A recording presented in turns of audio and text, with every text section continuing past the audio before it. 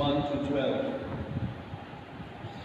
The Gospel reading today is from the Gospel according to St. Mark, chapter 10, verses 1 to 12. Jesus then left that place and went into the region of Judea and across the Jordan. Again, crowds of people came to him, and as was his custom, he taught them. Some Pharisees came and tested him by asking, "Is it lawful for a man to divorce his wife?" "What did Moses command you?" he replied. They said, "Moses permitted a man to write a certificate of divorce and send her away. It was because your hearts were hard that Moses wrote you this law." Jesus replied, "But at the beginning of creation, God made them male and female.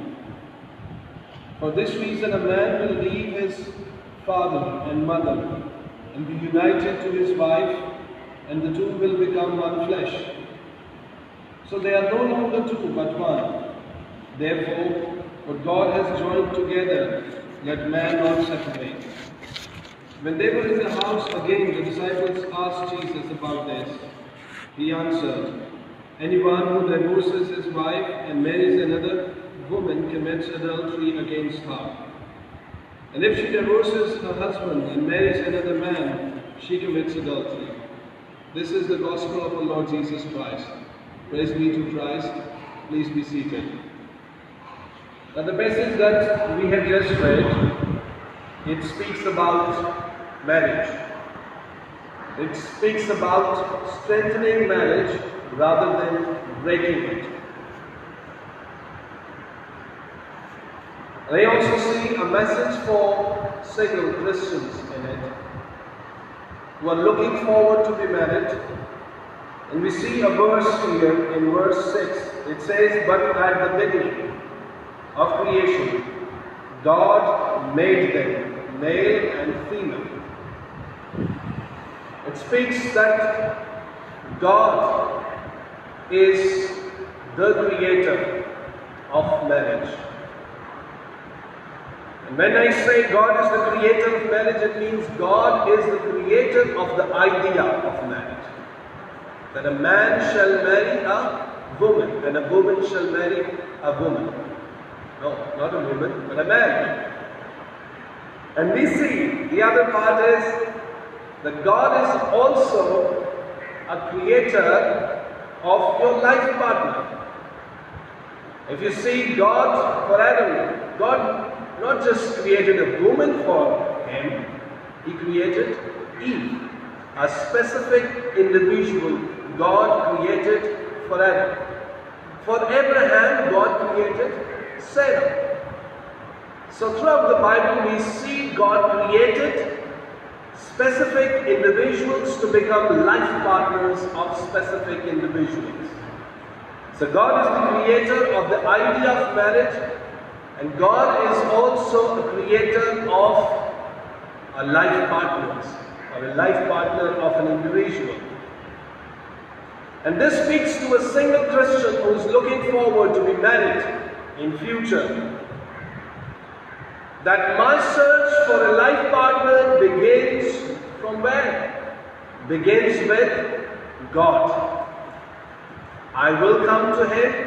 I will ask Him, "Lord, you are the creator of this idea of marriage, and you are the creator of my life partner.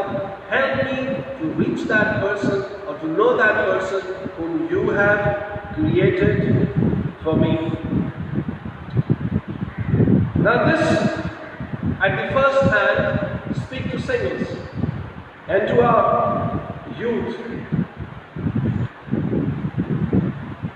That marriage is not a relationship of only two emotional beings. It is a relationship of two spiritual beings, mental beings, and physical beings, and then two have also emotions. This speaks that I will not take these decisions with only using my emotions or only based on my feelings. At the first hand, I will take these decisions by starting to pray about it. And parents must pray about their children's marriage instead of getting, if one gets emotionally involved in it. What I have learned is that emotions are, when you talk about relationships, especially relationship in the context of marriage and premarital emotional relationships, emotions are temporary and more often they are deceptive. If you see, those of you who are sitting here, we know that sometimes in the past, if you look around when you were in school and in college, sometimes you emotionally felt involved in somebody, or emotionally felt a relationship with somebody, and you didn't want to think about anything else, you were not able to sleep, you were not able to do anything, but you felt after a week or two, or sometimes a month, sometimes after 6 months, or a year, the feelings flew away. And what happens? A person started to feel emotionally for somebody else.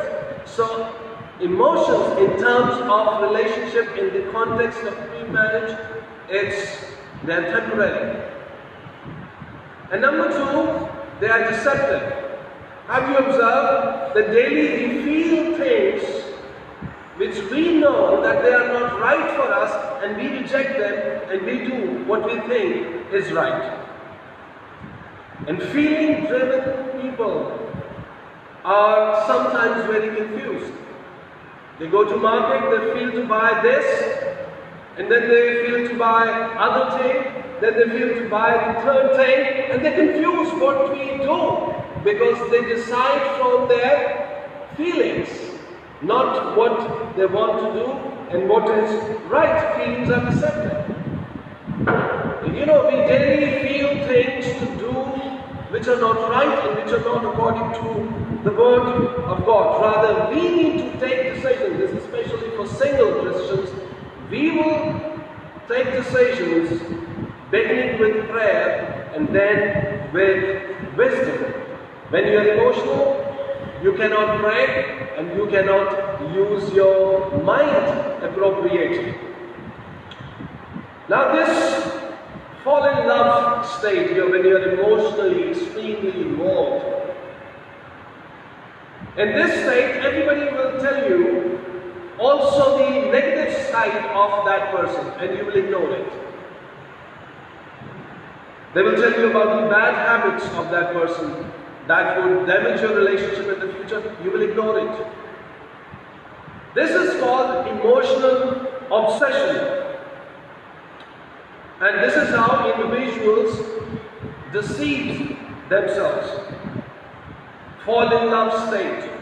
I can't live without him or her. I don't want to do anything else. I just want to think about her or think about him.